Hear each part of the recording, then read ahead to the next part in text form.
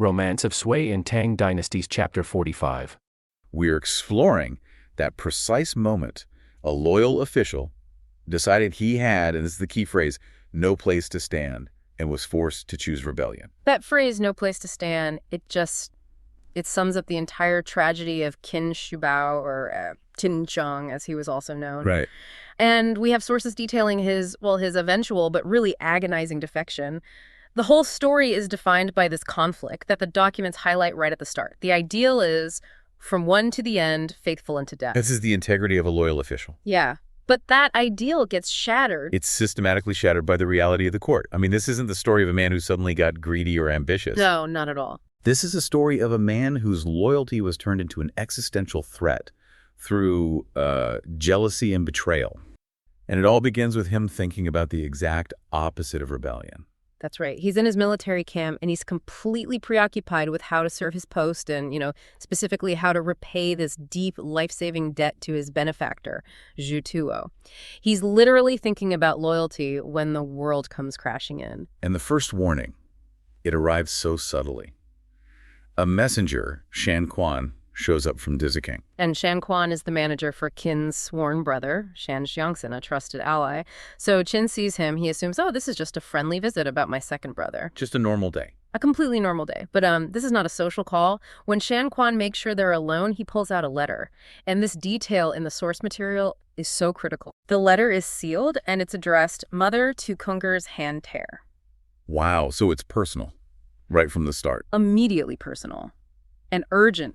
Qin sees that seal from his mother, and he knows.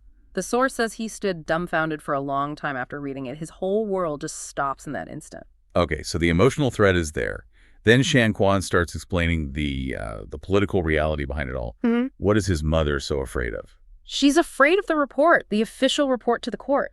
Shan Quan explains that even though King is safe right now, officials back in Kijin are absolutely going to report that Luo Shixin, another of Qin's sworn brothers, right, had rebelled, fought off officials, and took the entire Qin family to join the rebels. And that's the trigger. That one action, even if Qin didn't authorize it, lets the court legally label the whole family as part of the rebel party, the Ning. Exactly. And once that accusation is on file, all his legal protection just evaporates. So even his longtime protector, Zhang Tongshu, is basically helpless. Completely powerless. Zhang had shielded him for a decade, but he can't fight an official court report of treason that has evidence behind it. The pressure cooker is starting to boil. And before he can even really process that, the political reality just smacks him in the face. His own household servant, Lu Ming, arrives. And he's weeping. Oh, man. Lu Ming's report confirms everything. He tells Qin that the local official, Zhu Juncheng, did try to seize the family, but then the violence just exploded. Luo Shixin was captured, but he staged this dramatic escape from the prisoner cart, using stones to kill 7 or 8 officials in the process. I mean, this isn't just an escape anymore. It's a battle. It's multiple murders. Yeah, it gets worse. Oh, yeah. The chaos didn't stop. Lu Ming then says Zhu Juncheng himself was found murdered in his yamen, his office, and a scribe was killed at the land god temple. So the brutality of these acts, I mean, whether it was Luo Shixin or someone else, suddenly makes Qin's position totally impossible. It's untenable. He's not dealing with an argument anymore. He's dealing with high treason and homicide, and the sources stress the timing. Lu Ming says these murders actually created enough chaos at the gates for him to slip out and warn Qin. But he also delivers the final blow. He does. The official report with all the details of these murders is going to reach Qin's protector, Zhang Tongshu, tonight. Tonight. The window is closed. It's no longer an accusation. It's documented proof of crimes committed by his sworn brothers, which makes him guilty by association.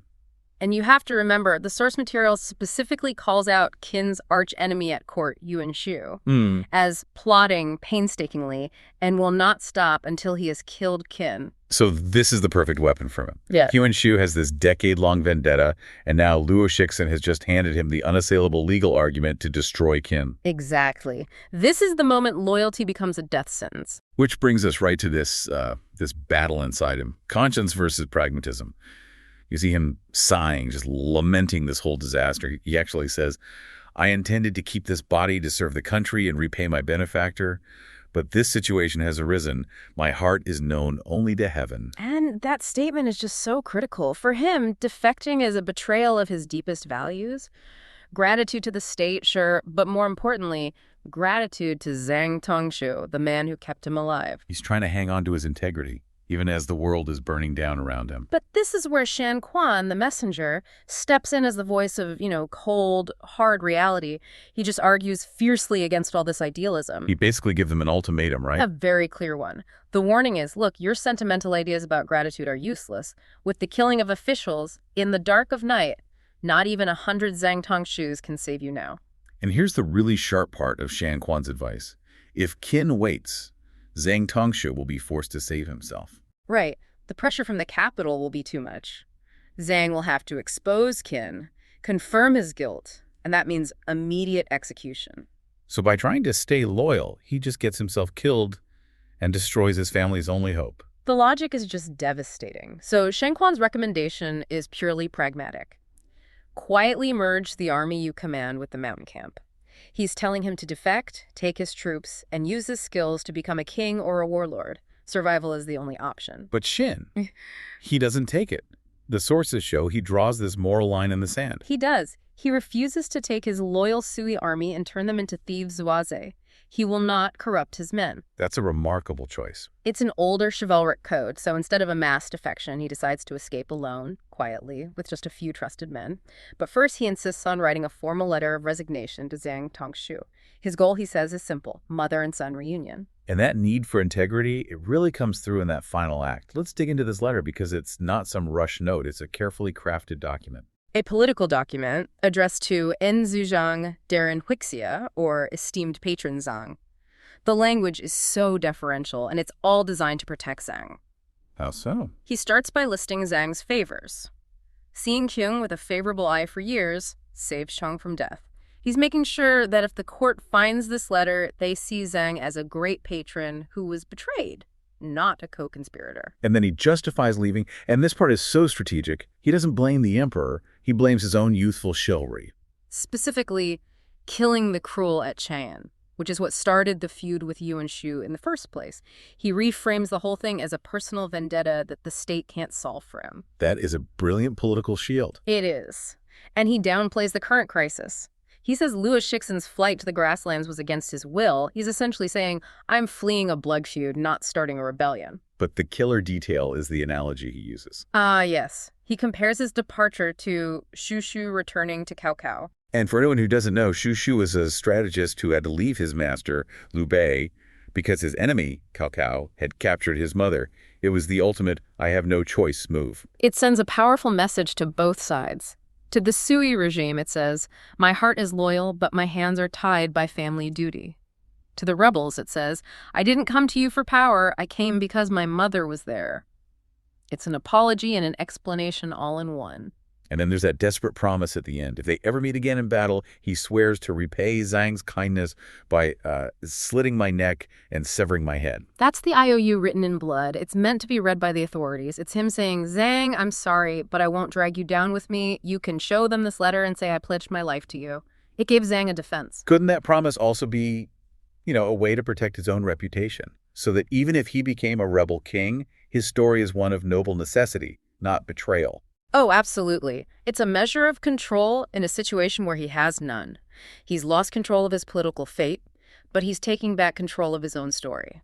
He leaves not as a coward, but as a man of principle. So the letter is sealed, placed on the desk, and the escape begins. He packs his personal items, his famous double maces, the shangjian, and his salary. His accumulated salary, yeah. He takes what is legally his. He doesn't loot the camp or anything. He just resigns. He leaves with just Shan Quan, Lu Ming, and 4 or 5 close attendants. But now he has to physically get away. The last hurdle. He can't just gallop out. So he secures his escape with one final critical lie. He tells the guards that Zhang Tongxiu himself ordered him to go scout the rebels, Jitanze King, and that he'll be back in 2 days. A temporary lie that buys him the few hours he needs to be gone for good before that murder report lands on Zhang's desk. So while Qin is racing toward his mother, let's look at the other side, at the rebel camp at Wagangshan. Yes, the leaders Zhai Rang, Li Xuansui, and the strategist Xu Maogong, They're already talking about this. They know about Qin's family. They knew where Luo Shixin is. They know Qin is coming, and they want him badly. And the sources show some impatience there. Li Xuansui is eager. He says something like, Brother Qin will certainly join us, and suggests they send troops right away to get his mother. Just go get her, bring her to the mountain, and seal the deal. Right. But Xu Magong, the strategist, he's more cautious. Much more. He says, wait. He gets the local politics at Duziking. He knows the strongmen holding the family won't just release Qin's mother, or more importantly, release Qin himself.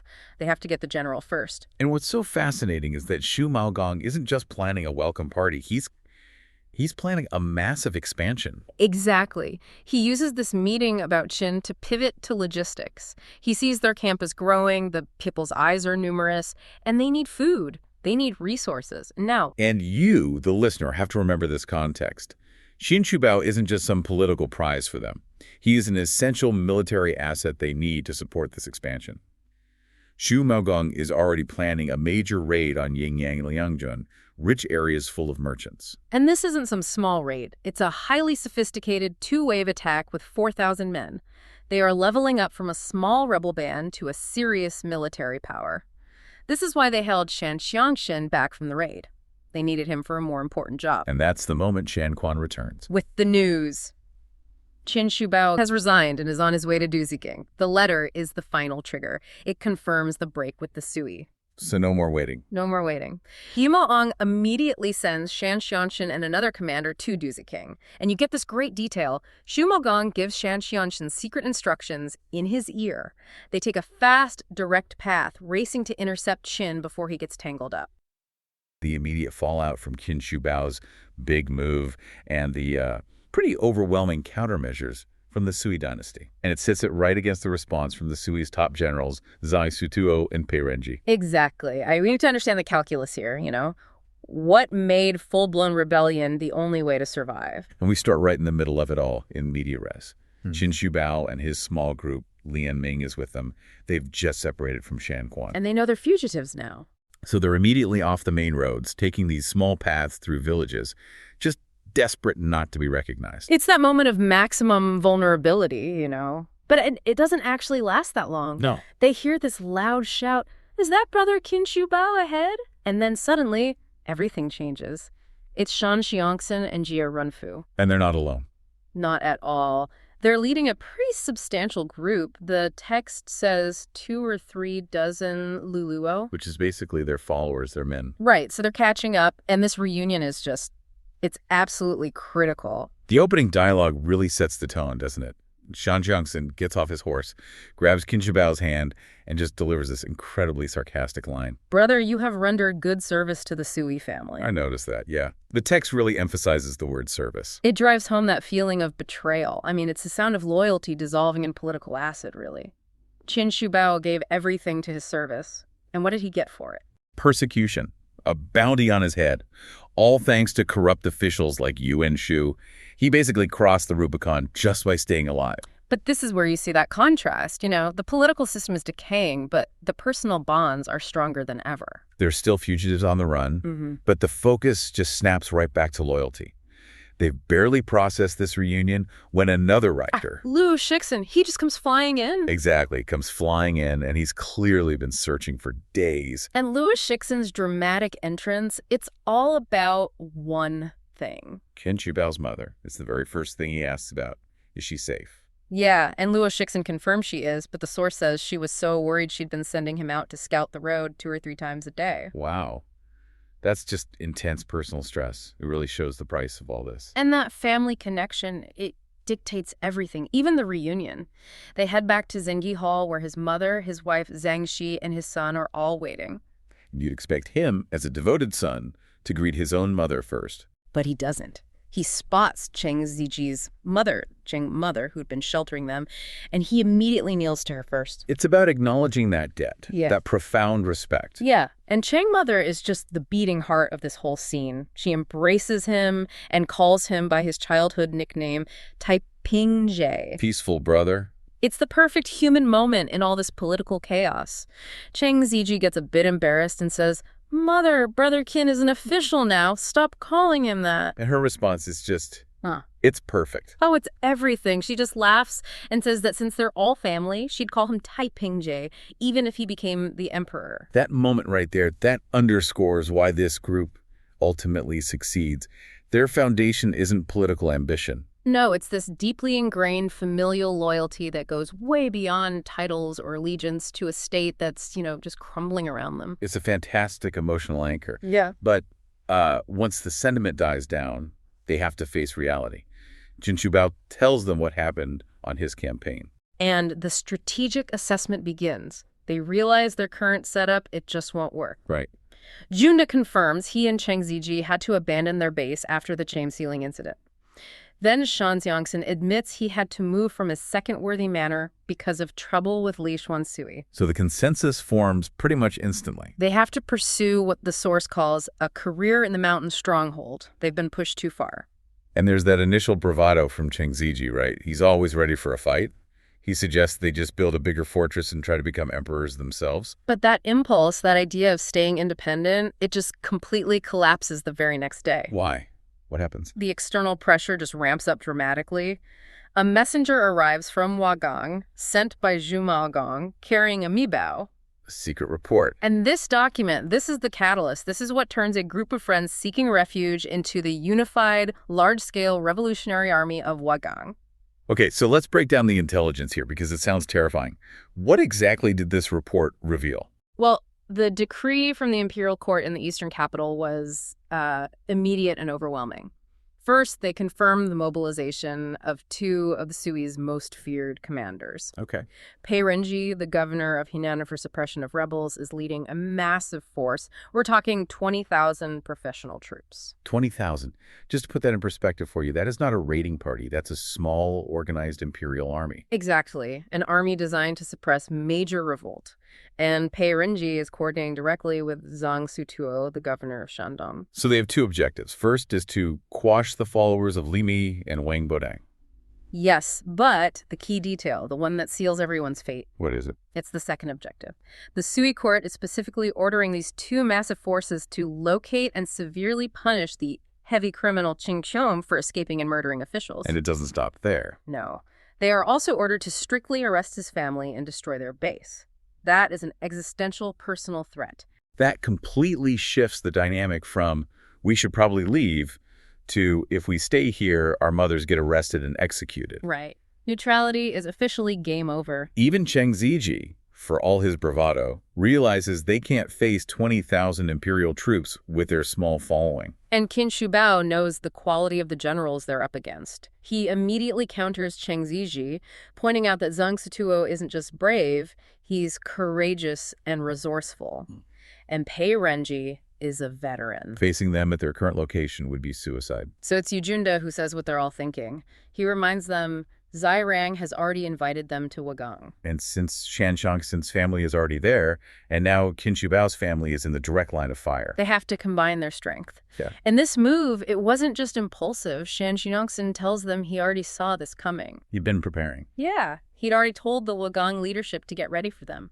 40 to 50 new rooms built, water defenses strengthened, watchtowers repaired, warehouses secured.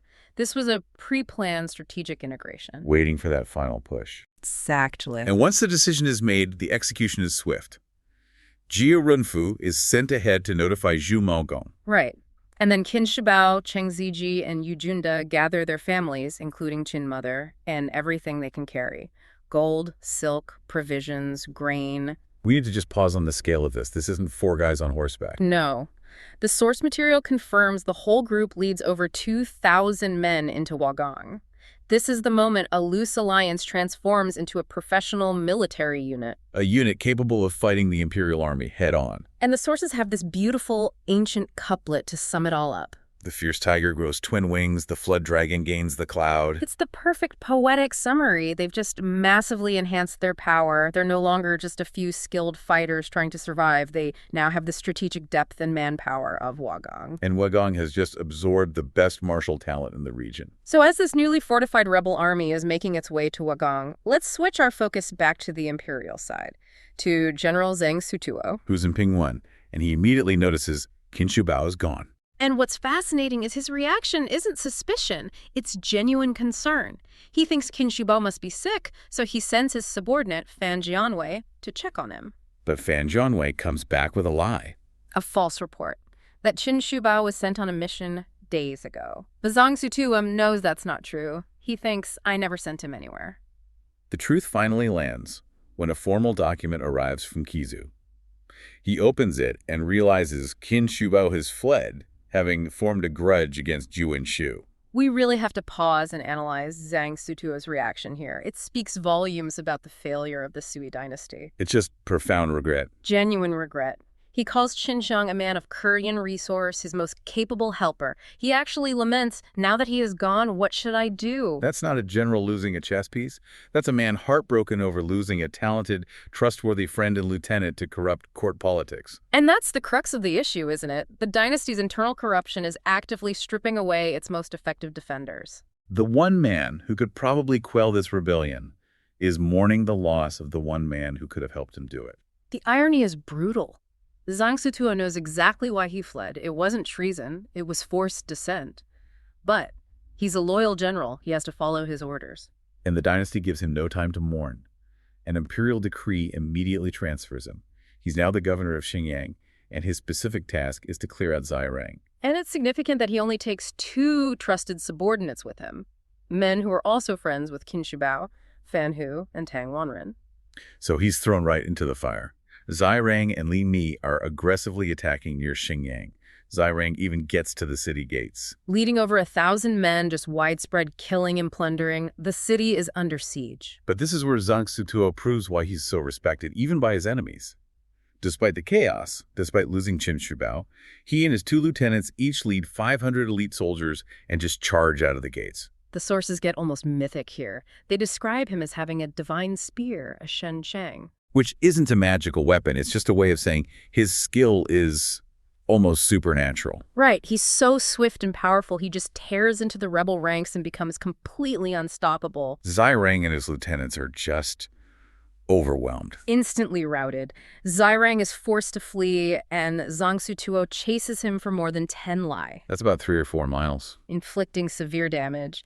He only stops and pulls back when the main forces of Li Mi and Wang Bodang finally arrive to reinforce the retreat. So this first clash shows the newly unified rebels exactly what they're up against. Absolutely. Even with 2,000 new men, the imperial system still has generals of immense skill. Zhang Sutuo is a singular force. Okay. He was basically the last real authority figure in the region for the Sui. He was. And his unwavering sense of duty was, in the end, the very thing that got him killed. Okay, let's unpack this.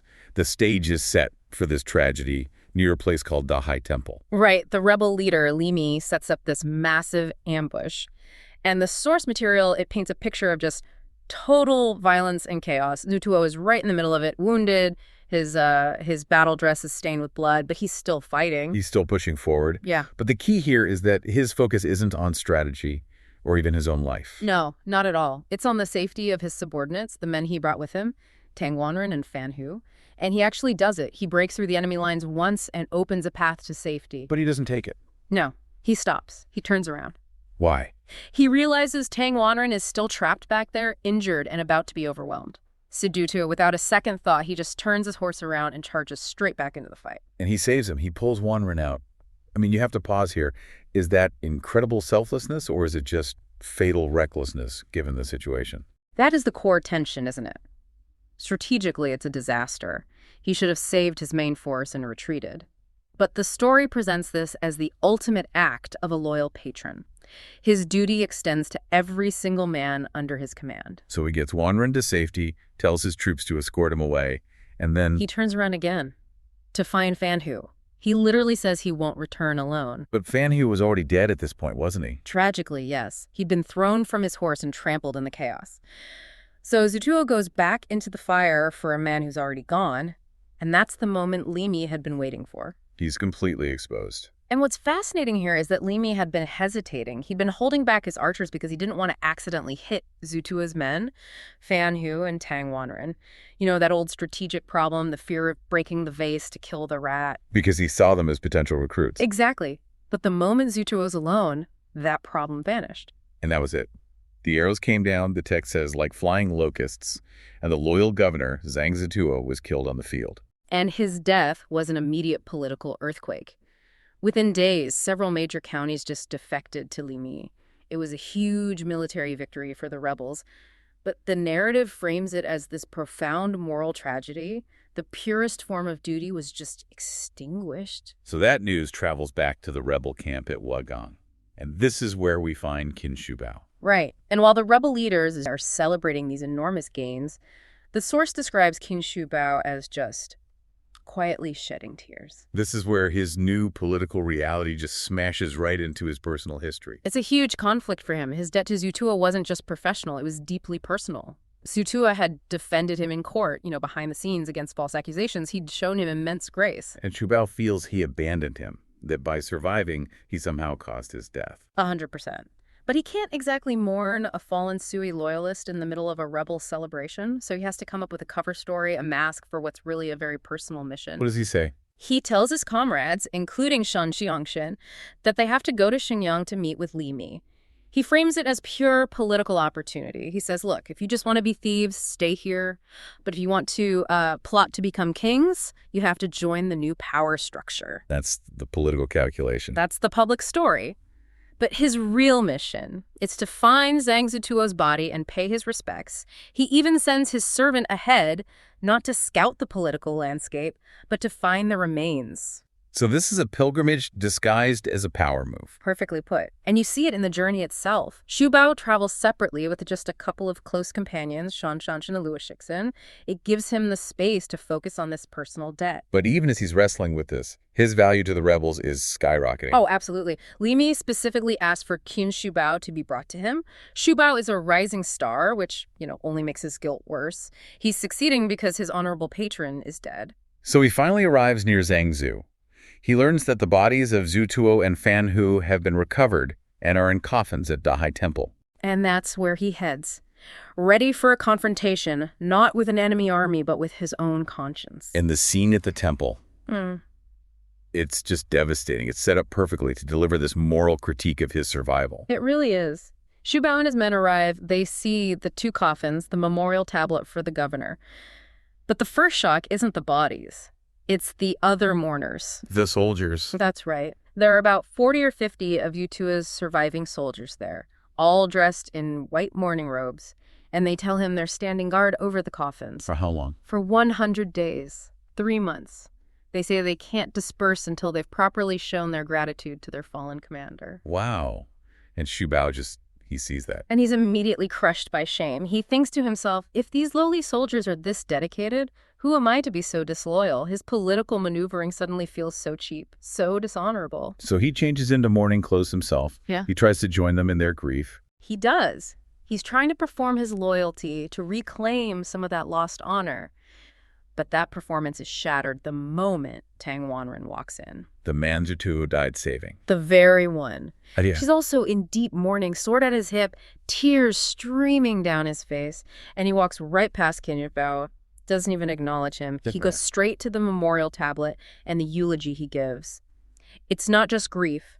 It is a very public, very pointed accusation aimed directly at Shubao. How does he say? He talks about Zhu Tuo's kindness, how he promoted him, shared his own clothes with him, fed him. But then he delivers the final cut. Okay. He says, and this is aimed right at Shubao, that even though others whom the Duke valued highly still exist, the only one who truly valued them was the Duke. He is saying, you're alive, you were valued, and you failed him. He's saying, our benefactor is dead while you, his favorite, have switched sides. And then Wanren makes his own path clear. He says he refuses to live a shameless life now that his lord is gone. For him, loyalty is absolute. It demands everything. And then climax. He strikes the table, calls out to Zhu Tuo's spirit, and says he's going to follow him underground. And he pulls out his sword and commits suicide right there in front of everyone. That act, Wow. that absolute uncompromising sacrifice. What does that do to Shubao? It just breaks him. All his rationalizations, all his political calculations, they just evaporate. He doesn't even think. He lunges for Wanren's sword, fully intending to kill himself right then and there. But he's stopped. He's stopped. Louis Shiksen grabs him and yells the one thing, the only thing that could possibly override that kind of code of honor. He yells, "Brother, have you forgotten your mother?" His family. His filial piety, the duty to his living family, suddenly trumps the duty he owes his dead lord. He's physically restrained, and he is forced to live, forced to accept the path of compromise.